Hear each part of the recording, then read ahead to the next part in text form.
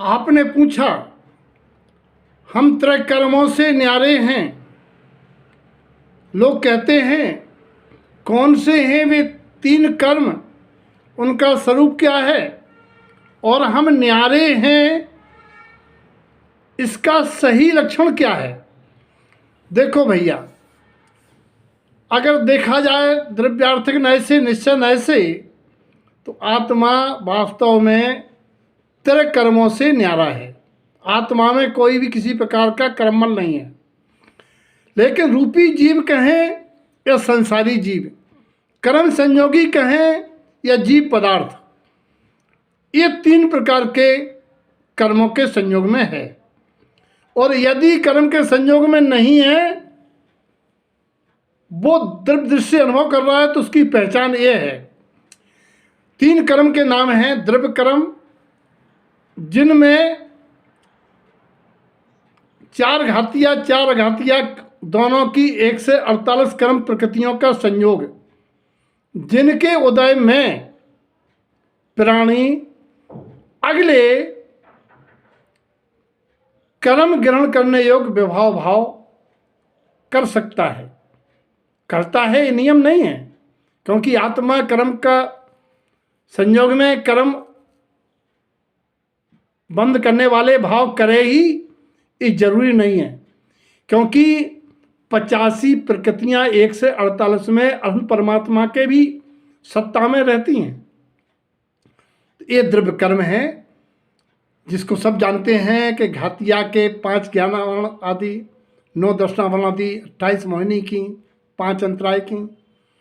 नाम कर्म की 42 प्रकृतियों की 93 उत्तर प्रकृतियाँ, वेदनी की 7 2, गोत्र की उच्च नीच गोत्र और आयु की 4।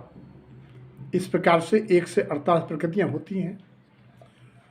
और स्पर्श आदि नाम कर्म की 20 प्रकृतियाँ शुभ अशुभ 2 प्रकार की होने से कथनचित जब हम विपाकी जीव आदि प्रभेद करते हैं प्रकृतियों के, तब 1 से 68 भी गिनी जाती हैं, द्रव्य कर्म है। और भाव कर्म क्या है? द्रव्य कर्म के उदय के निमित्त से जीवों में जो विभाव भाव है, राग द्वेष आदि भाव है, उन्हें भाव कर्म कहते हैं। नो कर्म क्या है? पुद्गल वर्गणाएं 23 प्रकार की होती हैं। उन 23 प्रकार की पुद्गल वर्गणाओं में मात्र 5 प्रकार की वर्गणाएं हैं जिनमें कर्म रूप होने की योग्यता है। वे हैं आहार या आहारक वर्गणा, कार्मण वर्गणा, तेजस वर्गणा और मनोवर्गणा और भाषा वर्गणा। भाषा वर्गणा जिसे ध्वनि भाषा बोलना होता है, मनोवर्गणा से मन की रचना जिससे विचार होता है, और आहार वर्गणा से ये 3 प्रकार के शरीर बनते हैं, औदारक, वैक्रियक और आहारक। तेजस वर्गणा से तेजस शरीर और कार्मण वर्गणा से कार्मण शरीर। जो 1 से 48 1 से 68 प्रकृतियां हैं, वे सब कार्मण शरीर है। नो कर्म क्या है? नो कर्म है शेष वर्गणाएं 18। उन वर्गणाओं में जो परमाणु हैं, उनमें स्कंद रूप होने की योग्यता है, वे नो कर्म है। यानी शरीर को नो कर्म क्यों कहते हैं? कि शरीर की रचना तो हुई है क्षेत्र जल पावक गगन समीर पंच तत्व से। ये पंच तत्व नो कर्म है। क्रोध आया है, वर्गणाएं नो कर्म है। आने का कारण है द्रव्य कर्म। राग दोषादि भाव हो रहे हैं, ये भाव कर्म हो रहे हैं। निमित्त कारण द्रव्य कर्म है। और जिन पर हो रहे हैं, जैसे आवेग आ रहा है, तीव्रता मनता हो रही है, ये सब नो कर्म। तो ये नो कर्म नो कसाय नहीं है। नो कसाय में ना में औ की मात्रा है, नो कर्म में एक मात्रा है।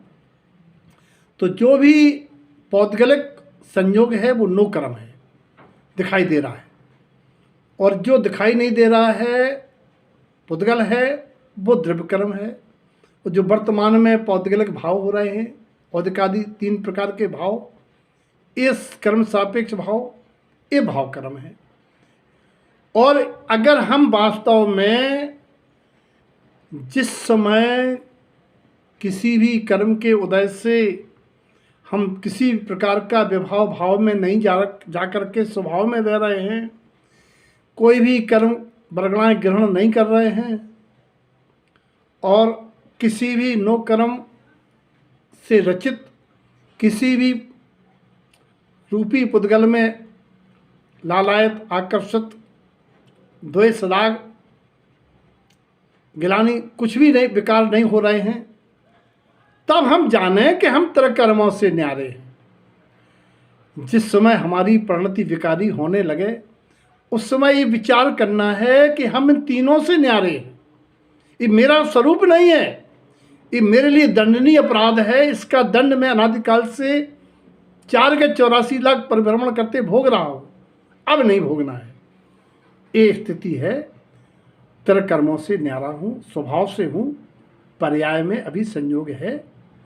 अगर हम बंद को बंद नहीं मानेंगे तो निर्बंध कैसे होंगे।